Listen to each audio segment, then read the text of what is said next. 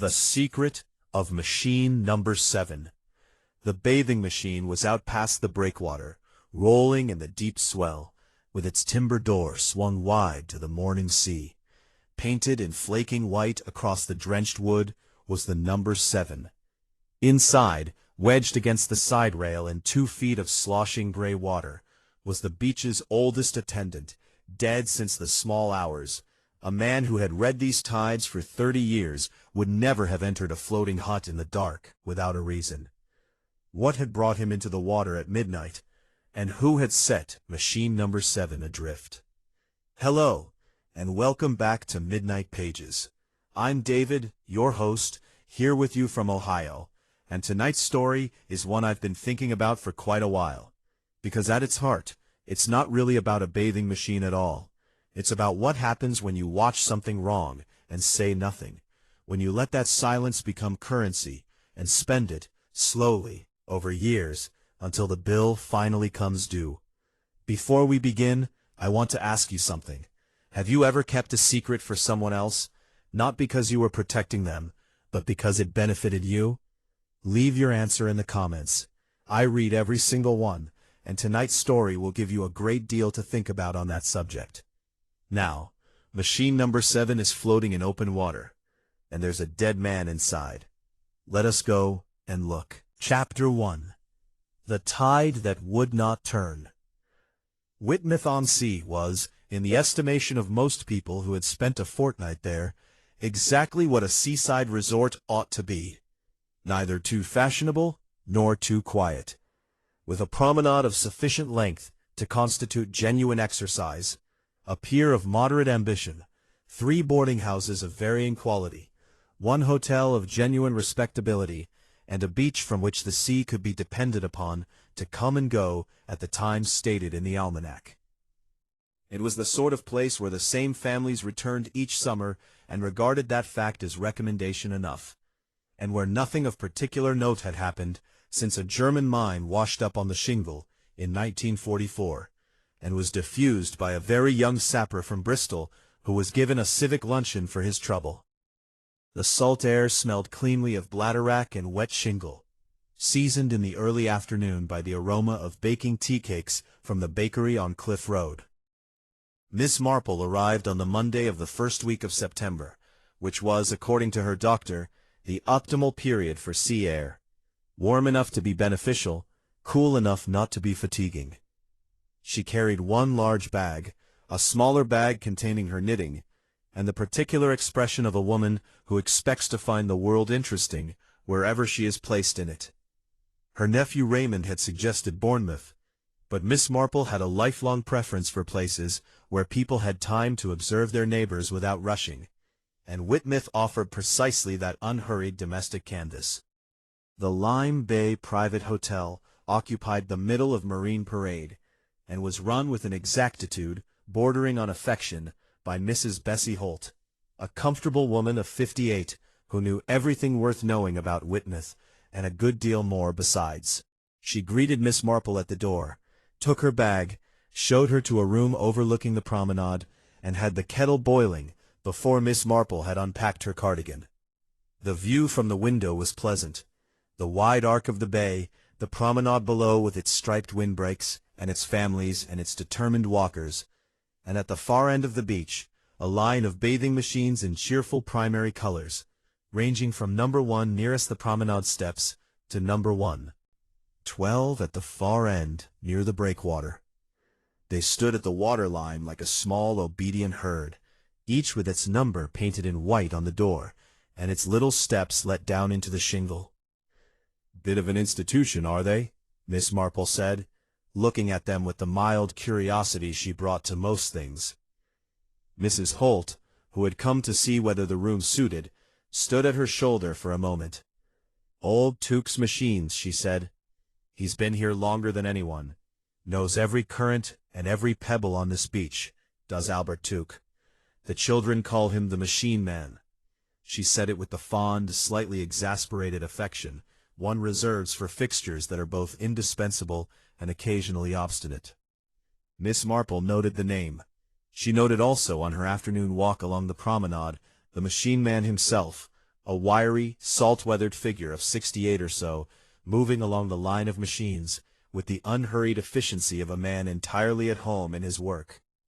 He wore a peaked cap, and an expression of comprehensive disinterest in everything except the machines themselves.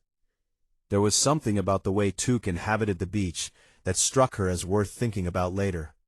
He moved through it like a man who has memorized a room in the dark, purposeful, unhurried, never looking at anything he didn't need to look at. The promenade had its summer population of strollers and ice cream queues and children with paper flags, and he moved through all of it like a stone through water, and the water closed behind him and left no mark. He had spent 31 seasons becoming invisible to the people who depended on him, and it had worked rather too well. She also noted the swimming instructor. He was giving a lesson at the baths, an open-air pool adjoining the beach on the northern side, and she paused for a moment at the rail to watch, in the way that one watches things that are not exactly what they appear to be. Gerald Fane was 44, and handsome in the way of a man who had put some effort into remaining so. His movements were precise, his instructions clear, his manner with the 4 children he was teaching attentively professional. He wore his instructor's whites with the conviction of a uniform, and his voice carried across the pool with the easy authority of someone accustomed to being obeyed without needing to raise it. Nothing wrong with any of it, on the face of it. The face of it was not what caught Miss Marple's attention. What caught her attention was the moment when Albert Tuke passed the pool on his way to the machine shed, and Gerald Fane, in the middle of a demonstration stroke, stopped looking at his students. He did not look at Tuke. That was what she noticed. The deliberate management of where his eyes went. The small, controlled effort of a man choosing not to see something that was directly in his line of sight. Tuke, for his part, walked past with the studied indifference of a man who has arranged for someone else to feel the weight of a particular knowledge, and considers the arrangement satisfactory. He did not turn his head. His pace did not alter by so much as half a stride. It reminded Miss Marple, and she was aware that this was the kind of comparison that other people occasionally found alarming, of a man in St. Mary Mead named Cyril Parr, who had for some years known something about his employer that he considered more useful kept private than reported. Cyril had walked past his employer with precisely that quality of not looking, the look of a man who has decided to be paid rather than heard. It had not ended well for either of them, in the end, and the manner of its ending had struck Miss Marple at the time as a particularly clear illustration of the difficulty with arrangements that depend on the continued good faith of both parties. She filed it away under the category of things that do not fit comfortably, and went back to the hotel for tea. Miss Lottie Peel was at dinner that evening, a spinster of 54, who occupied the room 2 doors down from Miss Marple's, and wrote letters home with the regularity of a postal employee. She was a cheerful, observant woman in the domestic rather than the intellectual sense. She noticed whether the curtains had been rehung wrong, whether the bread rolls were fresh, whether a window on the opposite side of the street had been left open for 3 days. She did not, as a rule, notice the things Miss Marple noticed. They got on extremely well. "The bathing machines are rather charming," Miss Peel said, over her soup, "though the one at the far end, No. 7, I think, seems to be reserved for something. The old man won't let anyone near it." Miss Marple said that was interesting. She asked whether Miss Peel had noticed anything else about No. 7. Miss Peel thought about it. "It's always got its bolt thrown, even when the others are open, and the door hinges are better kept, no rust on them, and the others have a bit." She returned to her soup with the satisfaction of a woman who observes things accurately. "It's the first one you'd take if you wanted privacy, really, being furthest from the path." Miss Marple agreed that it was. She was at breakfast at 7:30 on Wednesday morning, when Mrs. Holt came in from the hall, with the particular quality of stillness that people acquire when they are carrying news that cannot be made smaller than it is. "They've found old Tuke," she said, "in machine number 7, floating well past the breakwater. He's dead. Young Jim Pollard found him 20 minutes ago, and the harbor master has sent for the constable." She set down the toast rack with great precision. Miss Marple looked at the promenade through the dining-room window. The line of bathing machines was visible at the far end, 11 of them. The space where No. 7 had stood was just distinguishable as a gap, the way a missing tooth makes itself known by absence rather than presence. "I wonder," she said very gently, "whether P.C. Murch might like a cup of tea while he goes about his inquiry. I find policemen are often very glad of it." Mrs. Holt, who had known Miss Marple for precisely 48 hours, and had already formed an accurate estimate of what that sentence meant, said that she would put the kettle on immediately. Chapter 2. The First Postcard. The hall table of the Lime Bay Private Hotel carried every morning a tray for outgoing correspondence. Guests left their letters and postcards there before 9, and the postman collected them on his first round. It was a useful arrangement, homely and efficient, and Miss Marple had already observed that Miss Peel used it every single morning without exception. Mrs. Holt was sorting the tray when Miss Marple came downstairs from her room, dressed for the street, and carrying her knitting bag. There were 4 envelopes and 2 postcards. "I don't suppose," said Mrs. Holt in the particular way of a woman who has decided something and is saying it aloud to make it official, "that I ought to send Lottie's postcard today. It seems a peculiar sort of thing to do, with poor Tuke not yet cold, and the postcard talking about, well, you'll see." She held it out, a little self-consciously. Miss Marple took it with the unhurried acceptance of a woman used to being shown things people are not sure they should show. It was a holiday postcard, a colored photograph of Whitmouth Bay on the front, the bay looking a shade more brilliant than the weather warranted. On the back, in Miss Peel's neat, compressed handwriting, "Dearest Evie, the weather has been very fine, though the wind picks up dreadfully after 4. The boarding house is quite comfortable, the kipper's excellent. Do not repeat this to Mrs. Croft. A peculiar thing, one of the old bathing machines, No. 7, right down at the far end, was left with its door swinging open all night on Tuesday. I noticed from my window at nearly midnight, and again when I woke at 2, quite open. One would think the attendant would be more careful, but the old fellow does seem rather distracted of late. I shall try the Devonshire cream tea tomorrow. Love, Lottie." Miss Marple read it twice. She handed it back to Mrs. Holt. Holt, who tucked it under the lip of the tray with the air of someone performing a small rite. "Left open," Miss Marple said, "at midnight and again at 2. 2 in the morning," Mrs. Holt said. "You can see the beach end from her window if the moon's right. She's a light sleeper, Lottie. Always has been." Miss Marple thought. The machine was empty at 2 in the morning. The door swinging outward, meaning no one inside. Tuke was found in it at 6:45. He was put in or went in after 2, and something made him go. She did not say any of this aloud.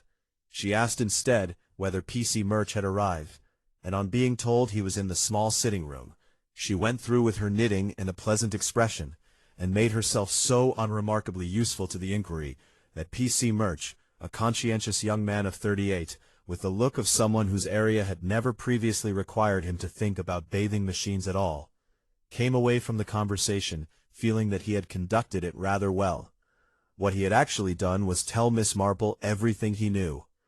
Albert Tuke had lived alone in a fisherman's cottage on Harbor Lane since his wife died in 1947. He had no children and no close family. He had worked the bathing machine concession under a lease from the Resort Authority since 1923. He was, according to Mrs. Holt, Mrs. Campion at Seaview Lodge, and 3 other guests who had given brief statements before breakfast, a fixture. The kind of person who is simultaneously indispensable and entirely invisible, noticed only in the abstract sense in which one notices a lamppost. He had no known enemies. He was not a man who made enemies. He was a man who stood at a particular section of beach and managed 12 painted huts on wheels. Nobody, Miss Marple thought, is entirely without enemies. Some people's enemies are simply better at being invisible than other people's. She said to PC Murch in the mildest possible way that she imagined machine number 7 was something Albert Tuke had particular feelings about. Murch said that the junior attendant, Jim Pollard, had mentioned something of the sort. Tuke kept number 7 for regulars. Miss Marple said that regulars were very interesting. She asked, as though the thought had just occurred to her, whether any of the resort's regular professional staff were among number 7's habitual users. Murch looked at her. He had the quality, admirable in a country policeman, of knowing when a question that sounded innocent was in fact pointed. "I'll ask around," he said. She thanked him for his time. She returned to her room and knitted 4 rows of a bed jacket in pale blue wool. She thought about a machine left open at 2 in the morning by someone who had not yet arrived to use it, and found herself thinking also about the way Gerald Fane had not looked at Albert Tuke on Tuesday afternoon. Chapter 3. Machine number 7. The crime scene had not been extensively secured. PC Murch, working alone in the early morning with the harbor master and the resort authorities' watchman, had roped off a section of beach around the gap where number 7 had stood, and left young Jim Pollard at the rope as a deterrent. Jim Pollard was a good-natured deterrent. He let Miss Marple through immediately on the grounds that she looked very much like his grandmother, who had also had a way of approaching ropes as though they applied to other people. The gap in the line of machines was more eloquent, seen from close up, than Miss Marple had anticipated. Machine number 7 had stood at the end of the row nearest the breakwater, which was to say, furthest from the public promenade steps, from the tea hut, from the Stamleys with their buckets and their striped chairs. This end of the beach was quiet at the best of times, shingle rather than sand, sheltered from the afternoon sun by the breakwater's shadow, used mainly by solitary walkers and the occasional fishing party. At night, it would be entirely invisible from marine parade. She walked the shingle carefully, in the methodical way she walked through any room that had something to tell her, looking not at the space the machine had occupied, but at the space around it. The breakwater wall ran parallel to the beach, about 20 feet out, a low stone structure accessible by stepping stones at low tide. Against the base of the wall, on the landward side, a wooden-handled boat-hook leaned at an angle that was not quite casual, propped rather than resting, in the way a thing is propped when it has been placed deliberately and its placer wanted it to look unconsidered. Miss Marple looked at the boat-hook for rather a long time. There was no obvious reason for a boat-hook to be there. The fishing boats were stored further along the beach, and the harbor itself was on the other side of the breakwater. If the hook belonged to a fisherman who had set it down temporarily, it would more naturally be leaning against the steps or the tackle hut. This was the wrong place for an innocent boat-hook. She turned and looked at the 10 yards of shingle between the breakwater wall and where machine number 7 had stood. Then she looked at the water, the direction of the current, the angle at which the machine would have drifted if pushed from the beach side at high tide. Jim Pollard was at her elbow, with the willingness of a young man grateful for something to do. He had the open, reliable face of a person who has never had cause to conceal anything, and is faintly puzzled by people who do. He'd worked for Tuke since his first season, 3 years ago, and the discovery of the body had given him the particular subdued quality of someone who has had a shock large enough to displace all the ordinary social fuss of dealing with strangers. He simply answered questions, fully and honestly, without wondering what impression the answers gave. "When does the high tide reach this end?" she asked him. He checked his watch automatically. The calculation was evidently habitual. "Comes in fast from the north at night. Last night was 2:15, 2:20 thereabouts. This part of the beach floods to the breakwater steps from about 1:30. Nobody could stand here after 1 o'clock without getting wet feet." He paused. "Well, unless they waited." "Unless they waited," Miss Marple agreed. She looked at the position of the propped boat-hook again. Would Mr. Tuke have kept a boat-hook as part of his equipment? Jim thought about it.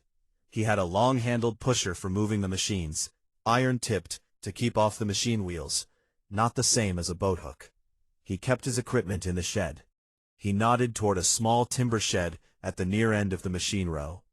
Boathook's not his. No, said Miss Marple. I didn't think so. She thanked Jim and walked to the machine shed, which was unlocked. PC Murch had examined it and found nothing significant. The equipment inside was exactly as described. The iron-tipped pusher, spare bolts for the machine wheels, a tin of machine oil, a coil of rope. All of it old, all of it used, all of it belonging to a man who had been maintaining the same equipment for 3 decades. There was in the smell of the shed something that was not quite sad and not quite ordinary. The accumulated residue of a working life conducted in one small place, with great competence, to no particular notice. On a small shelf near the door, a stack of Illustrated London News, the back issues running to 6 months. She did not touch them. She noted their presence with the particular neutrality of someone noting a thing that might matter and might not, and would wait to see which it turned out to be. Outside again, she stood in the shingle and looked toward the water. The tide was going out now, the shingle wet and dark to 20 feet above the current waterline, the tide mark clear as a sentence. Whatever had happened here had happened in the wet ground, in the small hours, and the sea had come in and gone out again and left everything that floated where it chose. Machine number 7 was back on the beach now, brought in by the harbor tender an hour after Tuke was removed. It stood alone at the waterline, its door still hanging as Jim had found it, the number faded but legible. The interior smelled of old timber and seawater, and something else that Miss Marple, standing at the open door and looking in without entering, identified as a type of hair cream that had been fashionable among men of a particular generation in the 1930s, and was no longer commonly used. Tuke had not used hair cream. He had very little hair. She walked back to the hotel and sat with her knitting for 20 minutes, turning over in her mind the question of who kept machine number 7 reserved, and why the first Thursday of each month should be particularly significant, and what a man who knew he had been witness doing something irreversible might have been paying, and to whom, and whether the Illustrated London News had anything to do with any of it. She had, she thought, enough to begin. Chapter 4. Mrs. Campion's Complaint. Sunday morning at Whitmouth had the particular quiet of a seaside resort that has run hard all week, and is briefly catching its breath before the Monday families arrive. The promenade had a Sunday quality to it. Fewer children, more dogs, a small congregation emerging from the church at the end of Marine Parade, with the virtuous expressions of people who have discharged an obligation, and feel entitled now to enjoy the day. The bunting from the summer season was still up along the lamp-posts, slightly ragged in the salt wind, and the ice cream kiosk was shut. Gerald Fane was at the swimming baths at 9:30, as though nothing had happened, which was, Miss Marple reflected, watching from the promenade rail with an expression of mild holiday interest, either innocence or considerable nerve, and the two were not always distinguishable until you looked more carefully than most people thought to. He was teaching a group of 4 children, 2 girls and 2 boys, ranging from perhaps 8 to 12 years old, progressing through the elementary strokes with a patience and precision that in another context might have seemed admirable. Nothing about him at this distance read as anything other than a competent professional doing his morning's work. Miss Marple watched him for 6 minutes. She noted that his instructions were consistent and accurate. She noted that when a small boy called out from the pool's edge, Fane turned immediately, the reflexive attention of a man trained to respond to calls from the water. She noted also that once, when the same boy splashed unexpectedly and cried out again, Fane hesitated for 1 fraction of a second longer than the reflex ought to have allowed before moving. The hesitation was very small. A trained swimmer would have been in the water before conscious thought formed. Fane was in before the second. It was not a long pause, but it was not quite right either. She returned to the hotel at 10 to find Mrs. Holt in the kitchen correspondence, managing the day's arrangements with cheerful practicality. Among the morning's letters was one forwarded from Bath. Edith Campion's sister Maud, Mrs. Holt explained, handing it across. She'd written to invite Edith for a few days, but Edith won't leave while the weather holds, so Maud's written back saying she'll come to Whitmouth instead.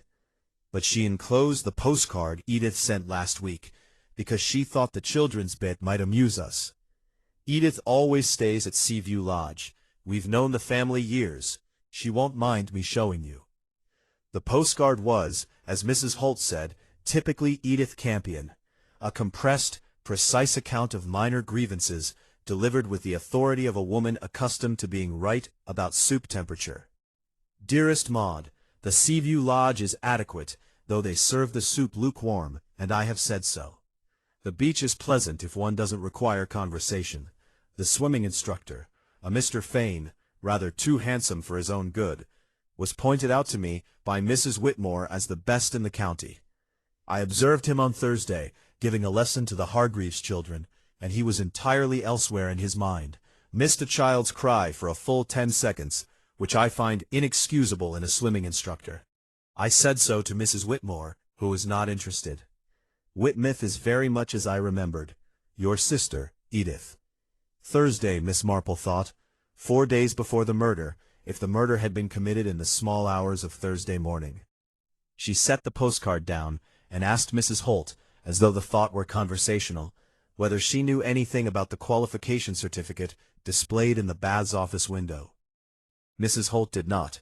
It was always there, she said. All the instructors were required to have them posted. Resort Authority rules. Mr. Fane had been at Whitmouth 6 seasons now, and nobody had ever had cause to question it. Miss Marple said that no, she supposed they hadn't. She took her knitting bag and walked back to the baths in the afternoon, when Fane's second session was over, and the pool was temporarily empty. The certificate was framed behind glass in the office window, as required. A printed form with a photograph, a date, and a registered number, beneath the letterhead of the Brighton Life-Saving Institute. Advanced Certificate in Life-Saving and Water Rescue. Awarded to Gerald Arthur Fane. Year, 1929. Registered number, BLIA 1929-114. She stood before it for perhaps 30 seconds. Then she walked on. She did not yet go to the public library. That would wait until she had a clearer idea of what exactly she was looking for. For now, she had this. A man who had come to the water late on a Thursday afternoon last week, and been for an accountable moment somewhere else in his head. A man who had stood at the side of a pool, and, for one precise fraction of a second, chosen not to move. She had seen that quality of hesitation before, in a quite different context. It was the quality of a man who has survived a long time by making very quick decisions about how frightened he needs to be. Chapter 5. The Schoolboy's Letter. The Promenade Postcard Shop was a narrow establishment sandwiched between an ice cream parlor and a newsagent. Its window display changed weekly according to the proprietor's mood, which ran heavily to views of the bay in various states of weather. Miss Marple went in on Thursday morning to buy stamps, and came out with 3 sheets of notepaper, a roll of string, and information worth considerably more than either. The proprietor, a brisk woman named Mrs. Stride, who had the comfortable loquacity of someone whose trade depends on keeping customers talking, mentioned, while making change, that she had found a postcard behind the counter that morning, tucked between a carousel of scenic views and the end of the shelf. A boy had apparently been writing it in the shop. He'd bought the card and a stamp on Tuesday and sat at the little table in the corner. And then something had distracted him, and he'd set it down and gone off without it. His name's Phelps, she said, holding it up. Henry Phelps, staying at the Grand Marine. I'd send it round, but it's addressed to someone in Berkshire, and I'm not sure I ought to just put it in the post for him without asking. It's his private correspondence, isn't it? Miss Marple agreed that it was a delicate question. She offered to take it to the Grand Marine herself if Mrs. Stride wished. She was passing that way. Mrs. Stride handed it over with the relief of someone who has solved a small moral difficulty without effort. The postcard was a view of the pier in sunshine. Miss Marple read the back, because it was a postcard, and postcards in her experience were not truly private in the way that sealed letters were. They were public enough that the post office saw them, that the landlady's tray held them face up, that a postman might read them on his bicycle without particularly trying. Henry Phelps, aged 14, had written, "Dear Rob, beach is decent, sea is freezing. Old beach man won't let anyone near machine number 7. Says it's reserved. Sends you away with a look that could curdle milk. Father says he's just an old eccentric, but I reckon there's something in there. Also, the swimming instructor is very dull. Only let us do breaststroke. Tell Higgins I owe him 2pence. Yours, H. Phelps. P.S. Tried to sneak round the back of number 7, and the old man caught me. Went absolutely purple." Miss Marple walked with the postcard as far as the Grand Marine Hotel, where a desk clerk received it with courteous bewilderment. She did not stay. She went instead to Mrs. Holt, whom she found polishing the hall mirror, and asked in her mildest voice whether she happened to know what Albert Tuke did with machine number 7 on the first Thursday of the month. Mrs. Holt set down her cloth. "Now that you mention it," she said, "I did notice, not that I was paying particular attention, but I did see, one morning in July, that there was a copy of the Illustrated London News set in the door of number 7, just tucked in the door, face in, like someone had left it there. I thought it peculiar. You don't usually leave periodicals in a bathing machine. But then I thought, well, perhaps someone had forgotten it." Copies of the Illustrated London News, Miss Marple thought, on a shelf in the machine shed, back issues to 6 months. She said nothing to Mrs. Holt about what this meant, or about the fact that it had just answered, in the most precise possible way, the question of how Albert Tuke had been collecting his quarterly payments from someone who could not afford to be seen meeting him. She thanked Mrs. Holt and went upstairs to write a letter. It was addressed to the Brighton Life-Saving Institute, inquiring on behalf of a friend as to the requirements for their advanced certificate, and whether their historical records of certification were accessible to professional inquiry. She wrote it in the careful, slightly muddled hand she used for letters. She wished to appear merely curious. Chapter 6. A Summer Accident. The public library at Whitmouth was a single-story building of confident Victorian ambition, its stone facade scrubbed clean by decades of sea wind, its interior all dark wood shelving, and the particular ecclesiastical quiet of a place where the public has agreed, without negotiation, to be careful. It was well stocked and well run, and the librarian, a spare, precise woman named Miss Gant, who wore her reading glasses on a chain of her own devising, and had the air of a person who had read enough to hold a robust opinion on most things, was the kind of professional whose love of accurate information outweighed any instinct for discretion when someone asked the right questions in the right way. Miss Marple had, over many years, developed a reliable method for libraries. She found the person who had read the most and had the least reason to curate what they remembered, and she asked them what they knew. What Miss Gant knew, when asked gently about Thomas Radley, was this. The young man from Manchester had spent several afternoons in the library during his week at Whitmouth, the previous August. He had been interested in the professional registers, specifically the published directories of certified instructors and coaches maintained by the various governing bodies. Methodical sort, Miss Gant said, knew exactly what he wanted. He asked me about the Brighton Life-Saving Institute listings specifically, whether we held the annual register. We did, through to 1950 at that point. He looked through several years quite carefully. She paused, with the expression of a librarian recalling a patron who had treated the catalogue with appropriate seriousness. He seemed to find something that surprised him. He looked at it 2 or 3 times, and then he copied something down on the back of an envelope. I remember the envelope, because he asked to borrow a pencil, and then he thanked me and left. The following Sunday, Thomas Radley drowned in Whitmouth Bay during a 7 o'clock swimming lesson with Gerald Fane. The coroner's verdict had been accidental drowning due to cramp in a relatively inexperienced swimmer undertaking a level of exercise beyond his competence. Fane had given evidence that he had been at the far end of the pool, working with another student, when Radley got into difficulty, and had swum to him as quickly as possible, but had arrived too late. There was no other student at the 7 o'clock lesson. P.C. Murch confirmed this for Miss Marple, reluctantly, from the session booking records, which showed a single name in the register for that morning, Radley T.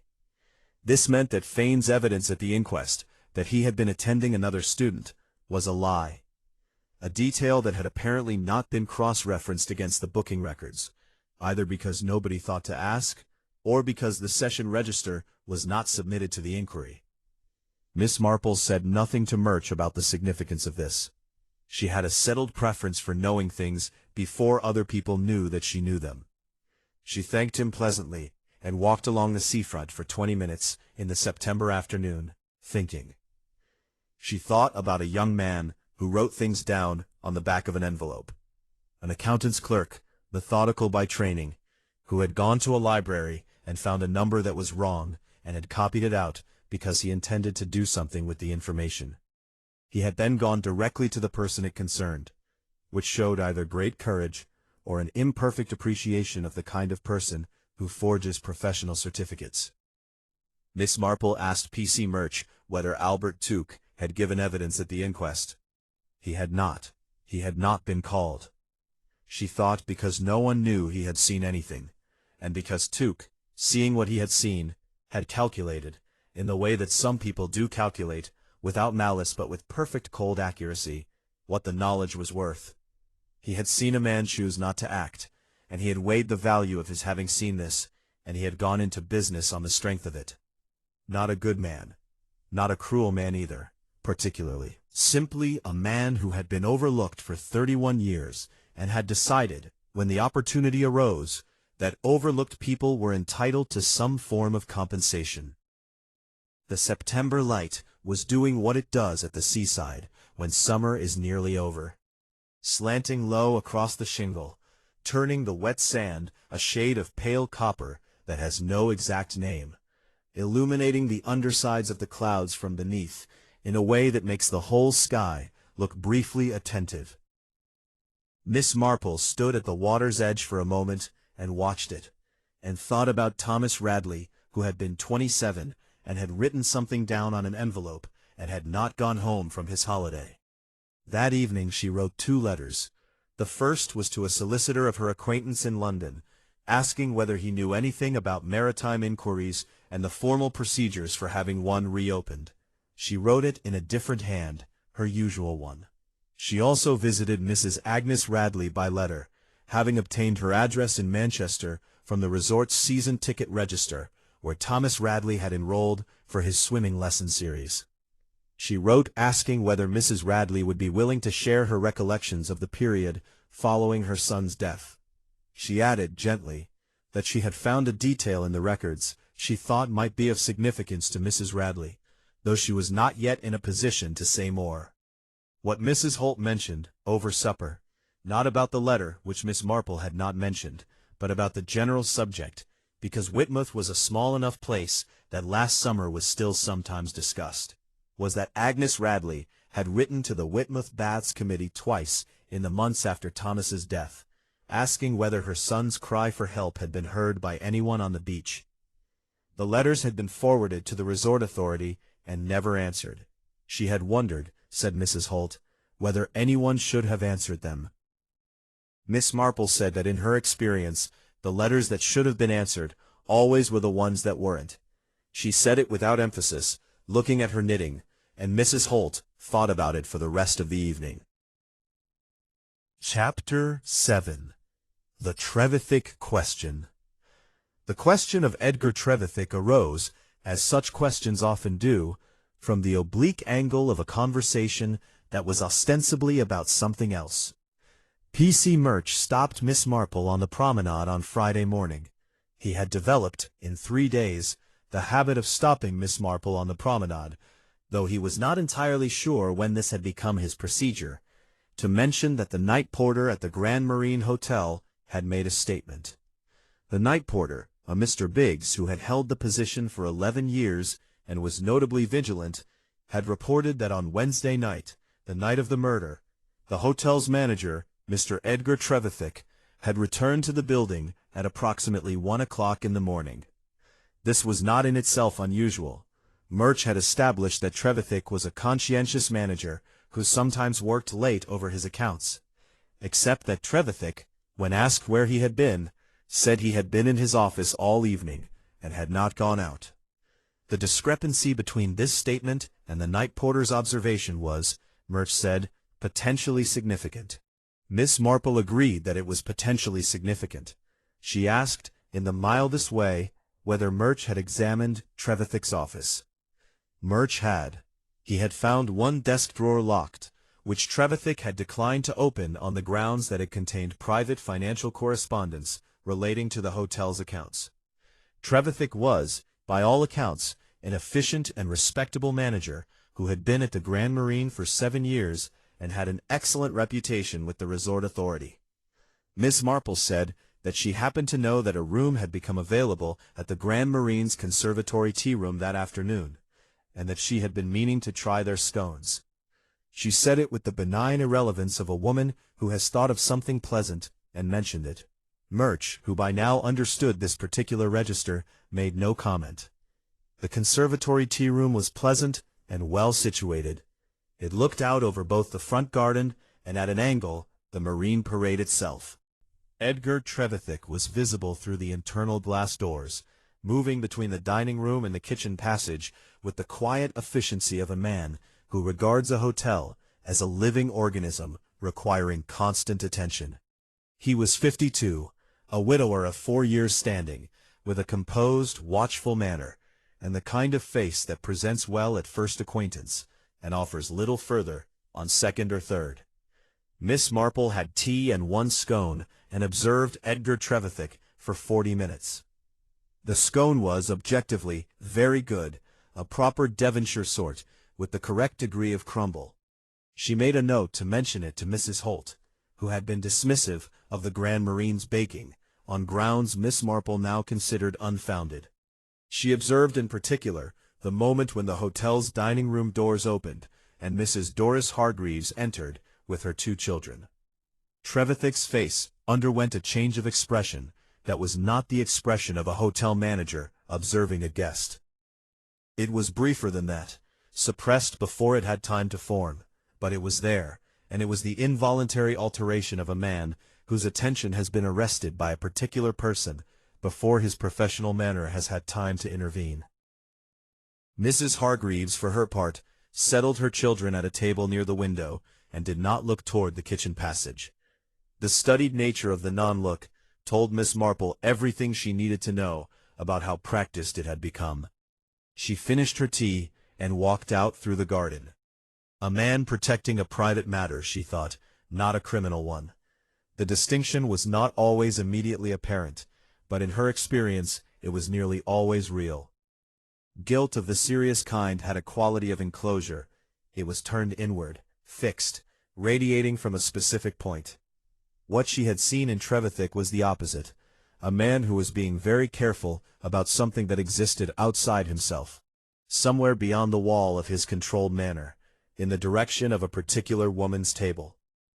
The locked desk drawer did not contain the accounts for the Grand Marine Hotel.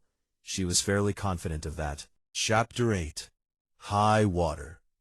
Colonel Brentwood was at the hotel reading room each morning from 10 to 12. A tall, deliberate man of 71 who approached the daily newspapers as though they were military intelligence, and treated the crossword as a personal challenge from the editor.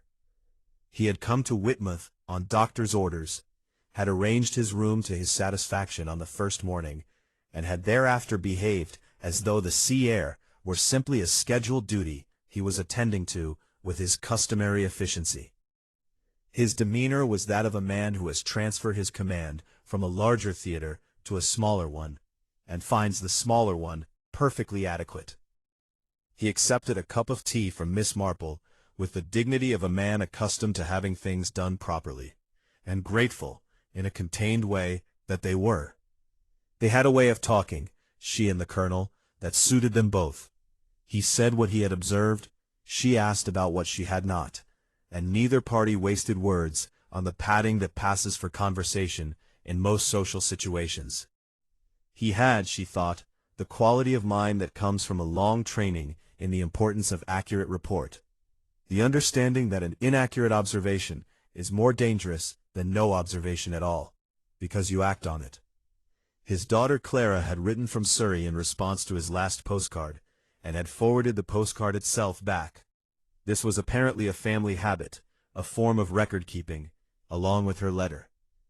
The Colonel showed Miss Marple his postcard with the directness of a man who keeps nothing that isn't worth keeping. Clara dear, Dr. Frobisher will be pleased. I have walked the full length of the promenade twice without stopping. Sea air is everything he promised. An odd thing, people at table are still speaking of the young man who drowned here last August. The swimming instructor let him down, apparently, or at least was nearby and failed to assist in time. The instructor is still here this season. Everyone says he took it very hard, but I was at Gallipoli, Clara, and I know what grief looks like, and what I observed in the man, when someone mentioned it at the hotel table, was not grief. It was the look of a man who has been caught out, and is waiting to see if anyone has noticed. Yours, Father. Miss Marple read it carefully. The Colonel watched her with the patience of a man who has learned to wait for information to arrive at its proper speed. You observed Mr. Fane, she said. At which hotel?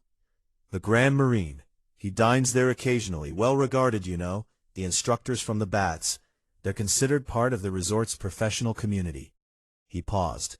Someone mentioned the Radley boy, the young Manchester chap who drowned last summer. Fane was at the far end of the table. His face went very still, the sort of stillness you see in a man who has just heard the sound he's been dreading. He set down his teacup. I've seen fear before, Miss Marple. Not guilt necessarily. Fear covers a great deal of ground, but it was not what they were calling it. No, said Miss Marple, I didn't suppose it was. That afternoon she sat with P.C. Murch in the small sitting room of the hotel, and talked through what she knew about Gerald Fane's alibi for the night of the murder. Fane had stated in his initial interview that he had been in his rooms at the Baths cottage, a small house provided for the instructor's accommodation on the Baths premises, from 10 o'clock Wednesday evening until he was informed of the discovery on Thursday morning. He had, he said, heard nothing unusual. The Baths cottage backed onto the northern end of the beach. Its nearest point to machine number 7 was approximately 300 yards, across open shingle. Murch had no confirmation of the alibi, only the absence of any witness to contradict it. Miss Marple had looked at the tide tables. High tide on Thursday morning had been at 2:15 in the morning. The beach at the machine number 7 end was accessible until approximately 1 o'clock in the morning, when the water reached the breakwater steps, and again passable, at some discomfort, from approximately 3:30. The window for pushing a machine out into the bay, where it would catch the current and drift toward the mouth of the harbor, was between 2 o'clock and 2:30 in the morning, when the tide was at its height and the current strongest. A man who knew this beach, who had worked it for 6 seasons, would know these timings precisely. She thought of the boat hook, propped against the breakwater wall. It could not have been placed there in water. It had been placed before the tide came in, before 1 in the morning. Someone had come to the beach in the evening and put it exactly where it would be needed. She thought, one night's deliberation, the ultimatum on Tuesday evening, the preparation on Wednesday afternoon, the act in the earliest hours of Thursday. Chapter 9. The Overheard Argument. Geoffrey Whitmore was a pleasant young man, on the first holiday he had ever taken with a woman he intended to marry, and the happiness this produced in him made him open to conversation with strangers in a way that he would not ordinarily have been. He and his wife Dora, she had become his wife 3 weeks ago, and the novelty of the word had not yet worn off, were walking the promenade on Friday afternoon, when Miss Marple, who was not precisely waiting for them, but who had noticed at which end of the pier they liked to take their afternoon walk, happened to be going in the same direction. Geoffrey mentioned the postcard to Charles easily enough. Charles had written back, quoting it, and the business of the argument was prominent in his letter, because Charles had expressed the opinion that Geoffrey was always noticing other people when he ought to be paying attention to Dora. "He's not wrong," Geoffrey admitted cheerfully, "but you can't help hearing things when you're right there, can you? It was a Tuesday evening. We walked the promenade late, didn't we, Dora? Beautiful stars." Dora agreed that the stars had been very fine. This was near the tide mark end, by the bathing machines. The old attendant, I know who it was now, poor old fellow. He was standing just at the edge of the light, very close to the sea, talking to someone. Not talking, really. It was more like the low end of an argument. Not shouting, the kind of voice a man uses when he's furious and keeping it in. He paused, remembering. Something about the last time. That phrase distinctly. And something about what you owe me. The other man didn't say much we could catch. Low, level, very controlled. He walked off quickly toward the north end when it was done. Toward the baths, I suppose. "Did you see the other man's face?" Miss Marple asked. "Not clearly. Taller than the old attendant. Lighter jacket. He moved quickly. He wasn't frightened, just finished, as though the conversation was over and he'd made his decision. I mentioned it to Dora, and she said we oughtn't to listen to strangers' arguments, which is quite right. But that phrase, 'what you owe me,' it stuck." She thanked Geoffrey warmly and walked back toward the hotel, thinking. She thought about Tuke, standing at the waterline in the dark, making a final demand that someone could not meet, and would not continue to meet. She thought about the word finished, the man who had walked away, already knowing what he would do next. She thought about a boat-hook placed against a wall on Wednesday afternoon, the tide coming in to meet it on Thursday morning. There was, she thought, a particular quality to the decision that gets made in the space between an ultimatum and a murder. An evening's worth of thinking that ends with a man going to a specific place, at a specific time, having already determined what he intends to do. Gerald Fane had had that evening. He had gone to bed with it, presumably, and risen with it still intact, and in the afternoon he had walked to the breakwater and placed a boat-hook against the wall, and the decision had been as complete as anything he had done in his professional life. Measured, prepared, executed without improvisation. It was in its own way a careful man's crime, and careful men were not always the easiest to catch, because they left very little that was accidental behind them. One evening's deliberation, then preparation, then the machine empty at 2 a.m. with its door swinging. Tuke had come to the machine, she was sure of it now, because he had been summoned. A note, perhaps, or a message through the usual drop location itself. Machine number 7, something tucked in the doorframe, a line or two telling him the extra money would be there, tonight, come and collect it. He would have come, because he always did come, because that was how the arrangement worked, and Fane had been there first. She did not yet have the note, if a note existed. But she had the argument, and she had the timing, and she had the boat-hook in the wrong place. Chapter 10. What the Colonel Remembered.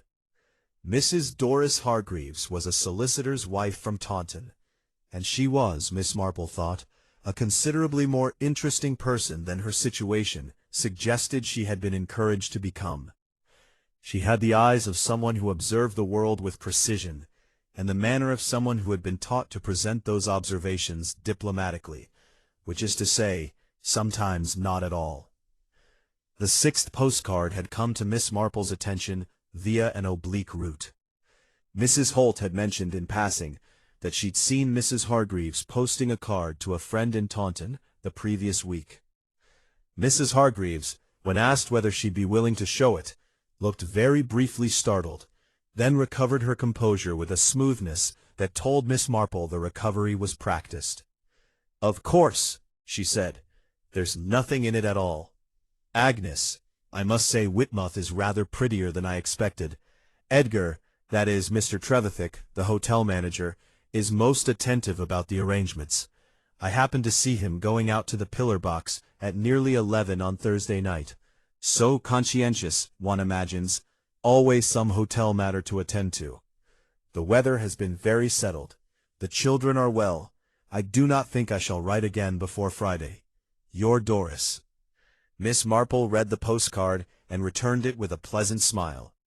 She asked, as though the thought were purely incidental, how Mrs. Hargreaves had come to know what time Mr. Trevithick went to the pillar box. The silence that followed was not long, perhaps 2 seconds, but it had a quality of arrival in it, the quality of someone who has been carrying something for a while and recognizes the moment when it is going to become impossible to carry further. I was in the garden, Mrs. Hargreaves said, at that hour, for some air. Yes, said Miss Marple, very gently. We were both in the garden. She looked at Miss Marple directly. I was with him until nearly 1 o'clock. The night porter saw him coming in from the garden, I suppose. I expect so, said Miss Marple. He has a reliable memory, Mr. Biggs. Will it necessary to? I shouldn't think so, Miss Marple said. I shall speak to P.C. Murch, and I believe he will be satisfied that Mr. Trevithick's evening is accounted for. She folded her hands. Thank you for telling me, Mrs. Hargreaves. I know it wasn't easy. Mrs. Hargreaves said nothing.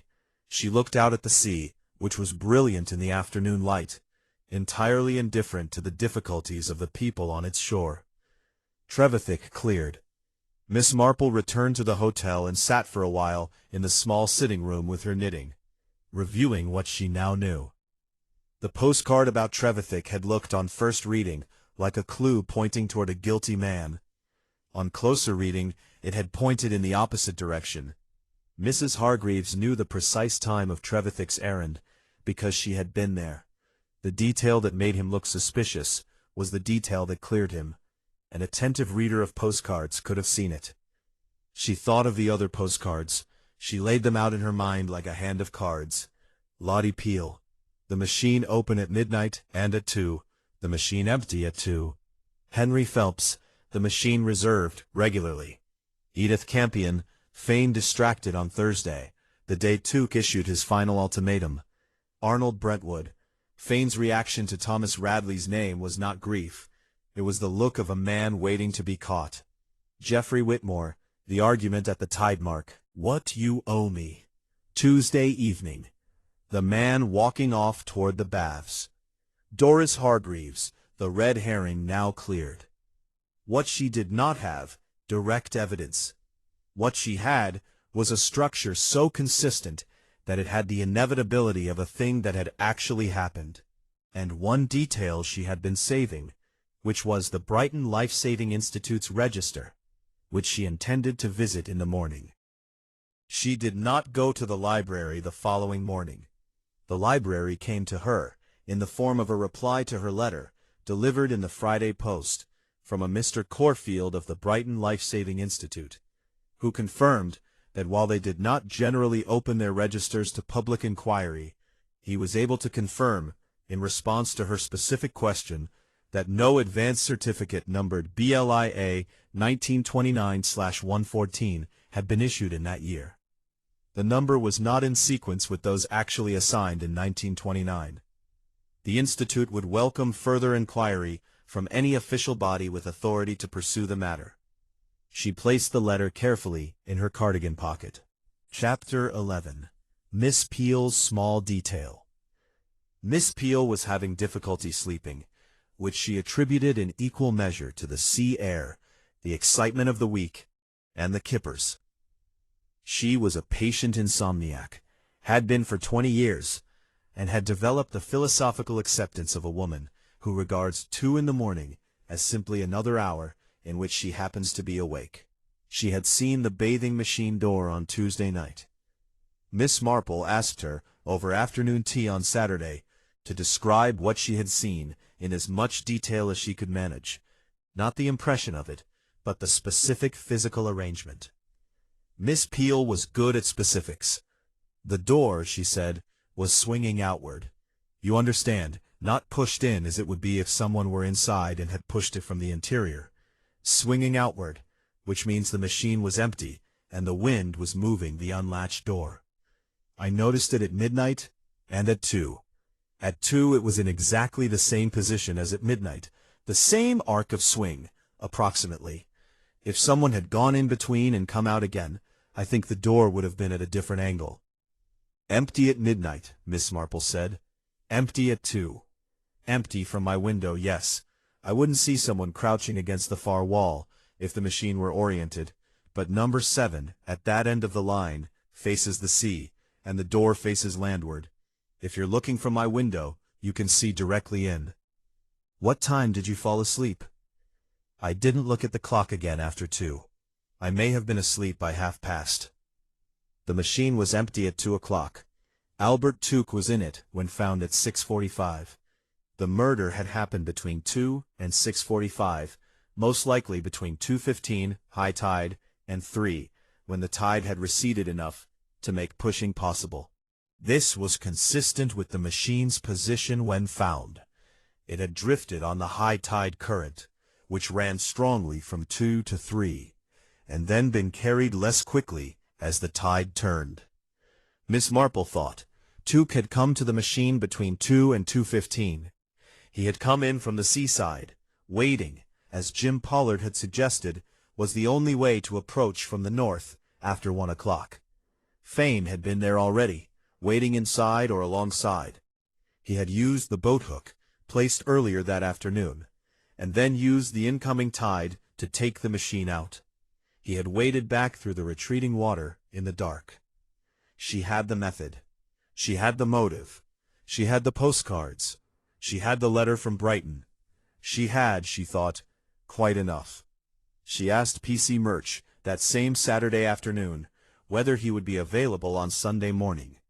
She said she thought it might be useful to look at the qualification certificate at the Baths office once more, and that she had something she would like to show him. Murch said he would be there. She went to bed at 9:30, and slept as she generally did when a matter was resolved in her mind, without any difficulty at all. Chapter 12. The Changing Tide. Sunday morning at the Whitmouth Baths was quiet. The pool was closed for Sunday cleaning, the change rooms locked, the buildings smelling of chlorine and old wood, in the particular combined way of places that are cared for, but no longer quite new. Gerald Fane arrived at 9 o'clock, as P.C. Murch had requested, and found Miss Marple and Murch already there, standing before the framed certificate in the office window. He looked at the certificate, and then at Miss Marple. His composure was very good. It was, she thought, the kind of composure that had been practiced under pressure for a long time, and had become very nearly automatic. The way a scar is less painful than the original wound, not because the tissue is healed, but because the nerve endings have simply stopped transmitting. He had been carrying this for 2 years. He was quite good at it. Miss Marple has been asking some questions, Murch said, with the careful neutrality of a man who has been told something and is not yet sure how much of it he believes, and has therefore decided to watch rather than commit. I have, said Miss Marple pleasantly. I hope you don't mind. I'm afraid I'm rather nosy, as a rule. It's a fault. She looked at the certificate. BLI A 1929-114. That's the registered number. Fane said nothing. I've had a reply from the Brighton Life-Saving Institute, she continued, in the same mild tone. A very helpful gentleman named Mr. Corfield. He tells me that no advance certificate bearing that number was issued in 1929. The numbering sequence doesn't match at all, apparently. They do keep excellent records.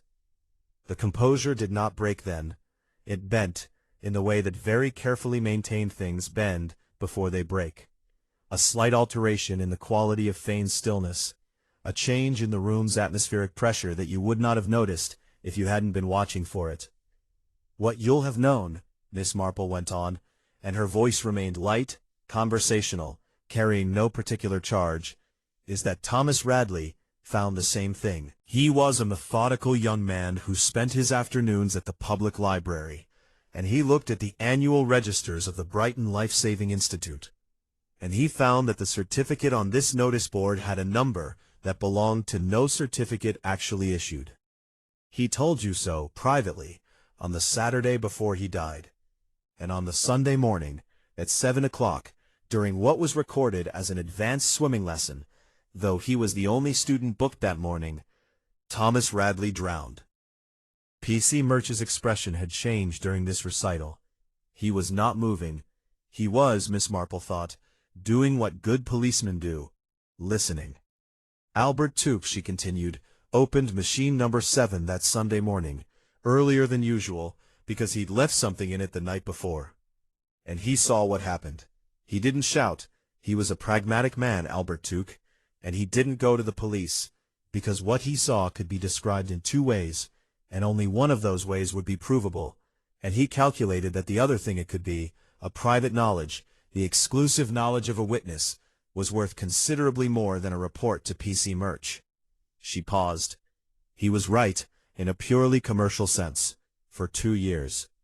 He raised his price, she said. You'd been paying £18 a quarter, left in a copy of the Illustrated London News, tucked into the door of machine number 7, first Thursday of the month. He raised it to £150 and said it was the last demand, and then he threatened to speak at the Harvest Festival sermon, which would have been public in a way that a private payment was not. You had Tuesday evening to consider it, after he told you, and Wednesday afternoon to place the boat hook against the breakwater wall before the tide came in, and the very small hours of Thursday morning to do what you did. She looked at him with the quiet attention of someone who has said everything that needs to be said and is now simply waiting. He said, "You can't prove it. I have the postcard from a witness who heard the argument. What you owe me, Mr. Fane, at 10:30 on Tuesday evening. I have the postcard of another witness who observed machine number 7 empty at midnight and at 2 in the morning. I have the tide tables. I have a letter from Brighton confirming the certificate is a forgery. I have the booking register showing Thomas Radley was your only student that Sunday morning. I have the fact that a boat hook belonging to no one on this beach was placed against the breakwater wall on Wednesday afternoon." She said it without hurry, in the order that it had accumulated, as though she were reading from a very clear set of notes. "I have quite a lot, I'm afraid." The composure cracked, finally, not dramatically, not all at once, but in the way that a very controlled person's composure cracks when they have been still for too long and can no longer sustain it. His hands, which had been loose at his sides, tightened. "He was going to ruin me," Fane said. It came out almost quietly. 2 years of paying him, and then he decides that's not enough. £150, and then he'd talk anyway. I knew he would. I knew the moment he said last demand that he meant it as a last demand in a different sense from the one he was implying. He stopped. "I was frightened," he said. "In the water that morning, I panicked. It was one moment of panic, and then it was done, and I couldn't undo it." "No," said Miss Marple. "One usually can't." Murch cleared his throat and said the things that needed to be said in the formal register required for an arrest. Fane listened without interruption.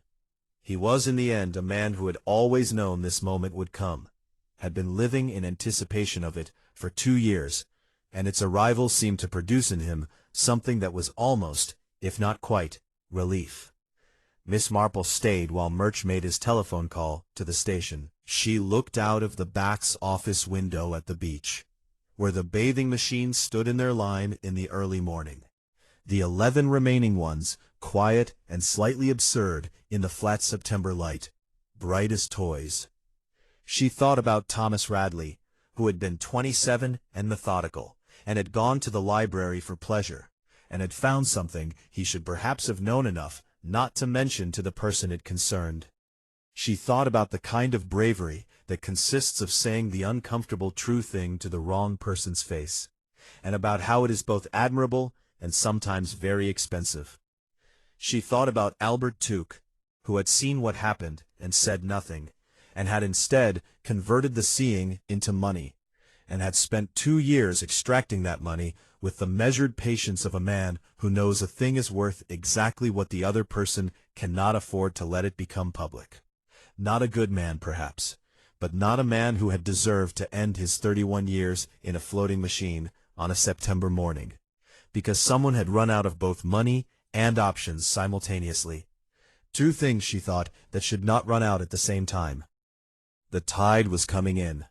She watched it cover the lower shingle, the clean, unhurried encroachment of water over stone, indifferent to what it covered, and equally indifferent to what it revealed when it went out again. It had been doing this since before the bathing machines were built, and it would be doing it long after the last one was gone, wearing everything in its path to its correct shape. The sea has no interest in explanations, she thought. No interest in the difference between the man who sees something and reports it, and the man who sees something and prices it. It simply comes in and goes out, and in the end, the beach is the same. She thought of Mrs. Radley in Manchester, who had written 2 letters asking whether her son's cry had been heard, and had received no answer. She would write to her again this week. The answer was yes, it had been heard. The person who heard it had simply decided at the precise moment of hearing that the information was more valuable as a private commodity. This was the truth that had been sitting in the September sunshine at Whitmouth for 2 years, right at the end of the row of bathing machines where nobody particularly looked. She thanked P.C. Murch, wished him a productive morning, and walked back along the promenade to the hotel for breakfast. And there you have it. 12 postcards, 6 sent, 6 that told the truth, and the slow, particular patience of a man who had watched something happen and decided to make it work for him, until the thing he was working stopped cooperating. I've been thinking about that question I asked at the start, about keeping a secret that benefits you more than it protects anyone else. Albert Tuke didn't set out to ruin Gerald Fane. He set out to profit from knowing what Fane had done, and the distinction probably felt very significant to him.